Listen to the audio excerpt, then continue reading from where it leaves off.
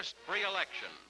2,781 candidates campaigned for 466 seats in the Japanese parliament.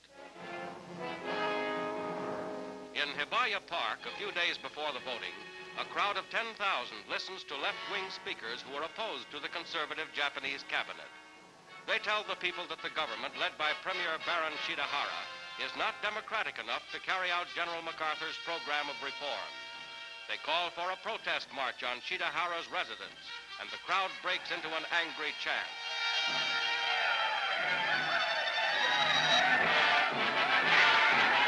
The march begins. Left-wingers, union leaders, and Koreans are predominant in the group.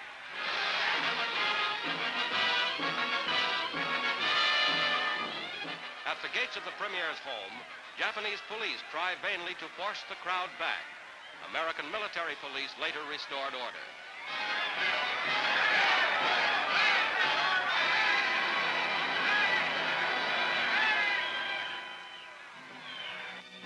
Next day, Premier Shidehara meets the leftist representatives who demand his immediate resignation.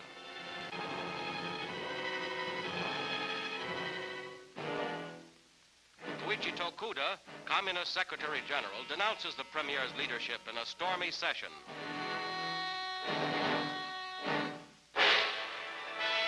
But on election day, the voters go to the polls in orderly fashion. Almost three-quarters of the 36 million eligible voters, including a high percentage of women, wait in line to cast their ballot.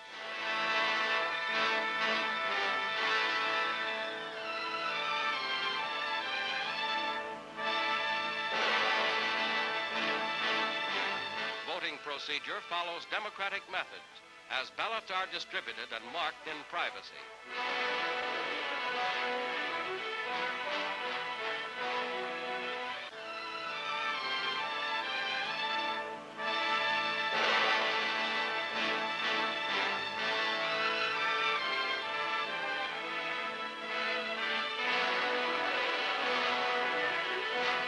Returns come in for counting.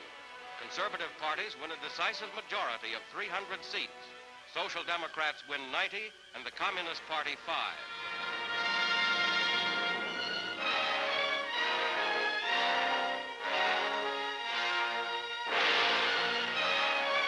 In Tokyo, crowds follow the election returns. Her first free election paves the way for democratic processes in Japan.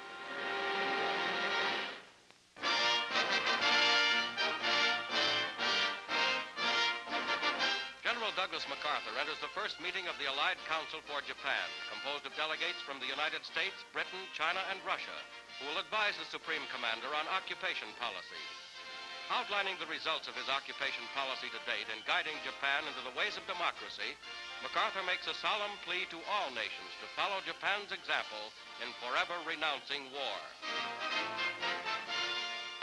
I therefore commend Japan's proposal for the renunciation of war to the thoughtful consideration of all of the peoples of the world.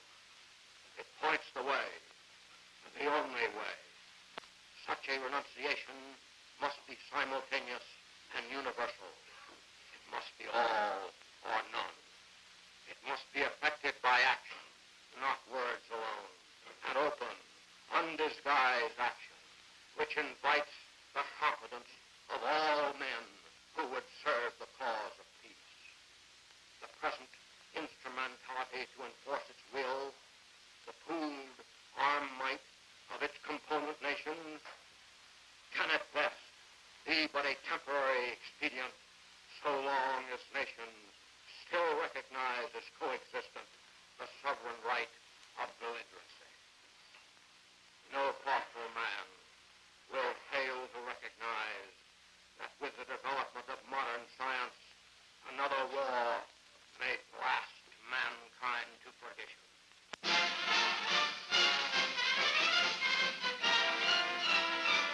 101 long-distance runners compete in the 50th annual marathon race of over 26 miles at Boston in the United States. Among the runners are former winners and young hopefuls.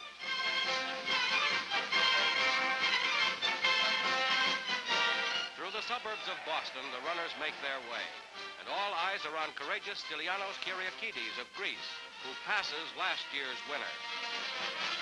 Kyriakides goes on to win in 2 hours, 29 minutes, 27 seconds, and gain the laurel wreath.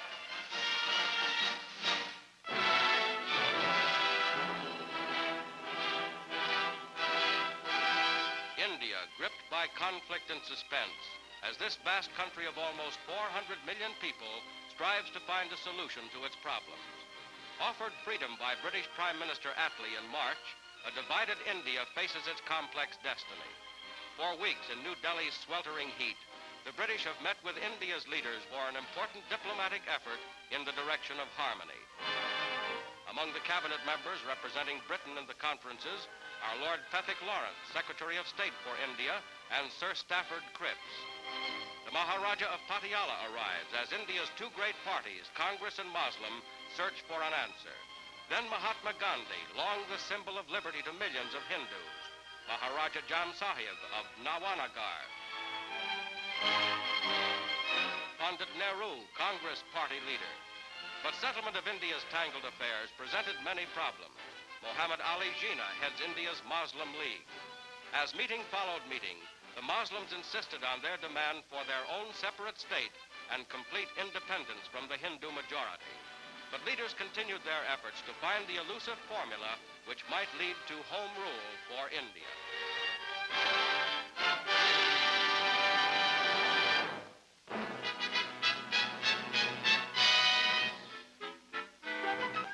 With new automobiles beginning to reach the public, America's highways will again be jammed with cars. 50 years ago, it was different.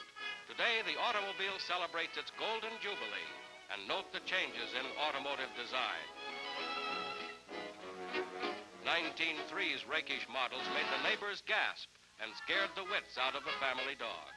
On Sunday, the boys took the girls out for a ride, and this rear door made a good emergency exit when the engine burst into flame.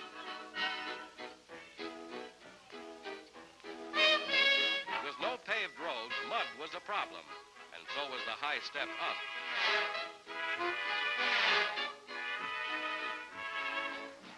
In those days, father was the self-starter, and this is the back seat, not the second balcony. All the passengers got a good shaking up.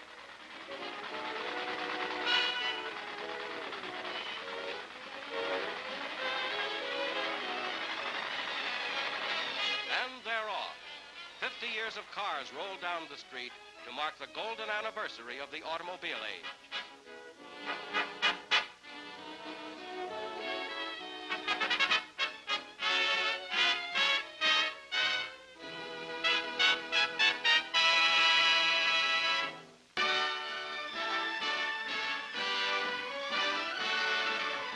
President Truman meets with Secretary of Agriculture Anderson and Director General of UNRRA, La Guardia.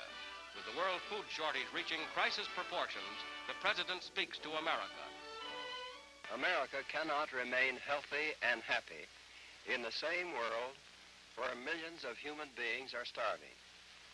A sound world order can never be built upon the foundation of human misery. Once again, I appeal to all Americans to sacrifice so that others may live. Millions will surely die unless we eat less.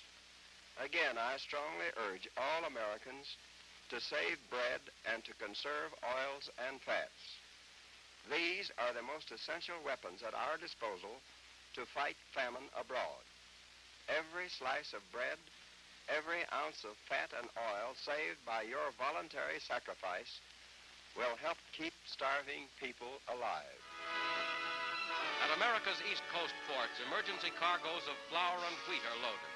From this one terminal, 2,200 carloads of supplies were shipped abroad in one recent month.